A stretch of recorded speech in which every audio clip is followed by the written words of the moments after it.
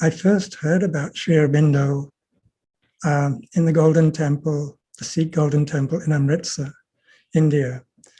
I knew nothing about him at the time. I had traveled overland from England,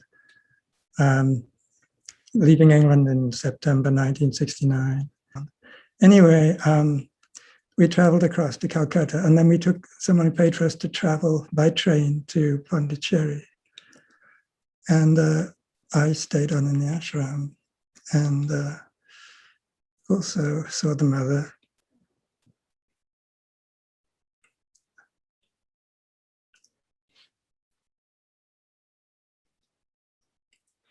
Which was a very significant experience for me.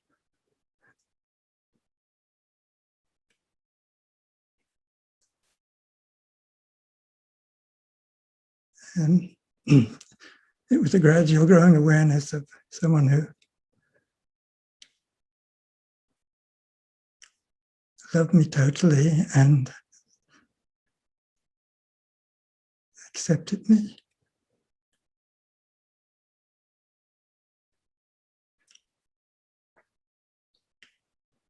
Of course, at the time, I didn't know who she was. It's taken me a long time to realize the magnificence and the magnanimity of Sri Aurobindo and the Mother. It's mostly through there. And that comes through every time I read the Savitri or things that Sri Aurobindo has written. And I was so privileged to be in the ashram. I worked in the dining room. I worked in the library. And after the mother passed, I actually went back to England for a while. I wasn't very well at that time. But I don't mean to say much more, but I did return again, and I went to Aurobindo, and I worked on the Matrimandir, which was also a very fulfilling experience. I mean, the point was I was pretty lost in England. I had some belief. I love nature. I love going out in the fields and walking in the woods and so on. And I believed in some sort of education to improve man's lot or society as it was. But it was a very shallow beliefs, really. It had no depth, it had no understanding of who I was or what humanity is or what the goal is. I didn't even know about reincarnation, so that I would have another chance, or that there's a progression. So Mother and Sri Aurobindo made this all real for me. And I'm just so grateful.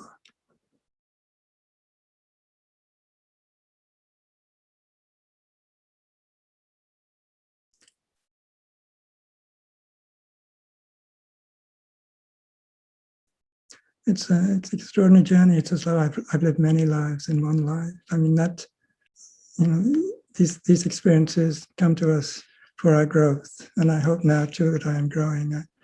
I feel that nothing has stopped, that the relationship with the Mother and Sri Aurobindo is deepening, and also the connection with other people in the yoga, and that this is the time for it to spread out in the world and make a difference, because so many people are looking, and it's such a critical time.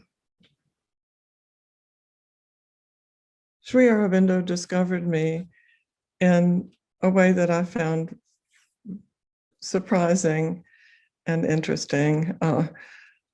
It was close to my birthday back in 1973. And I think it's interesting, especially the timing of that, because the mothers explained to us that our birthday is a time when we are particularly open to spiritual experience, to spiritual discovery. And so I was reading, I always had a subscription to the Washington Post at that time. And I opened it up on this Sunday afternoon, and there was amazingly a double-page spread about Sri Aurobindo and the Mother and about the ashram. And I think it came to be there because there was an American in the ashram who had a brother who wrote for the Washington Post. So that was just a wonderful coincidence. So I began reading the newspaper and discovering so much that really opened my consciousness in a way that had never happened before. It was really life transforming, just wonderful. I cannot put into words the experience of that time. It was just extraordinary for me. I had been a seeker for most of my childhood and early days, and I had never found anything that spoke to me so meaningfully as this did. So I was determined to go to the ashram, and I made some connections with people in the yoga in this country and planned a trip. And I went as soon as I could, and it was just simply life transforming. So regarding the effect it's had on my life, it's given me a whole different perspective and made my life much more meaningful and richer. It's even the challenges of life, the growth experiences that I have encountered, I find more meaningful to manage, because I can see things from the perspective that Sri Aurobindo and the Mother enlighten us about. And you can understand from that that we are in an evolutionary progression, and that we're all evolving and changing. Not only are we all one, which is a wonderfully enlightening perspective for me to grasp. I had never understood that from Protestant Christianity. There may be much more richness there than I was exposed to. But when I was a young girl in the Methodist Church, almost everything was about stewardship. And this meant stewardship not of what the divine has given us so much as contributing to the church, tithing the 10%. And this just didn't hold out enough meaning for me. It might have been there, but I was not able to discover it. So it was Sri Aurobindo and the Mother coming to me in this context of the newspaper that really opened up all that world for me. I would like to say too that when I went to the ashram, I began a friendship with Amal Kiran, K.D. Sethna. And there's an interesting parallel between my discovery of Sri Aurobindo and the Mother and his, because he told me that once when he was a young man in Bombay, he bought a pair of shoes.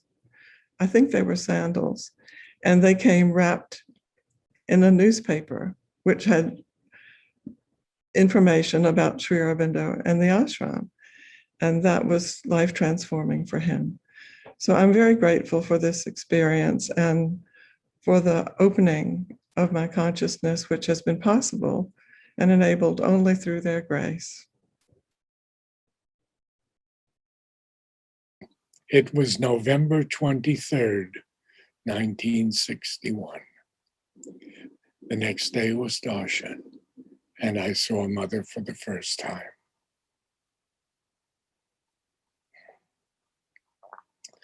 Very shortly after that, she asked to see me, and I spent about 1 hour with her.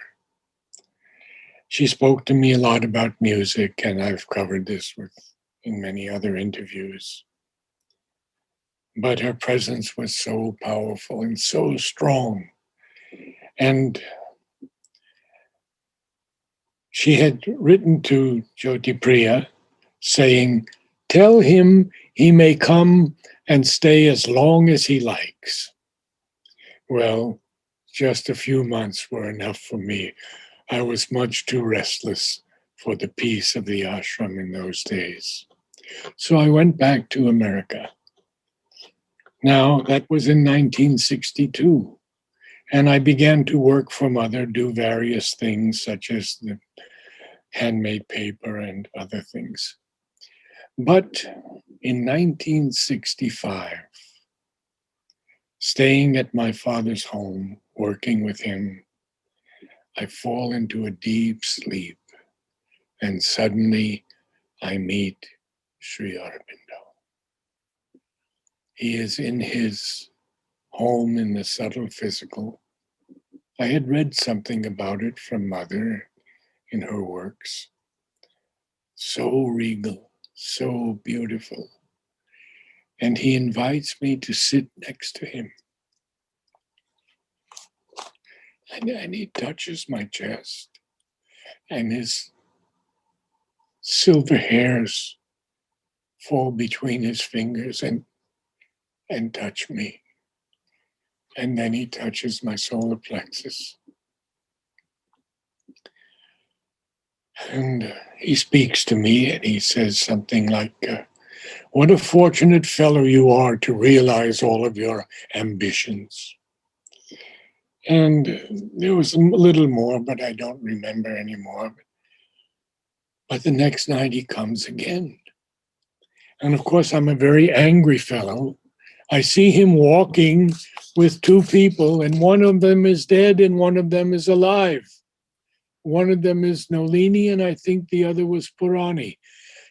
And he looks at me and he says, what a look, very humorously. And I say to him, did you or did you not come to me last night? I'm very angry. And he says to me, I did, and then goes away. And those were my first two experiences with him. Our Mother has verified them, and Pavitra has written a letter to me saying more would come. But more with Sri Aurobindo is not so easy to come. But the last meeting I had with him was in 9/9/99. When again he was seated, this time in a chair, and he allowed me to come up to him, and there were no words. But he let me massage his feet.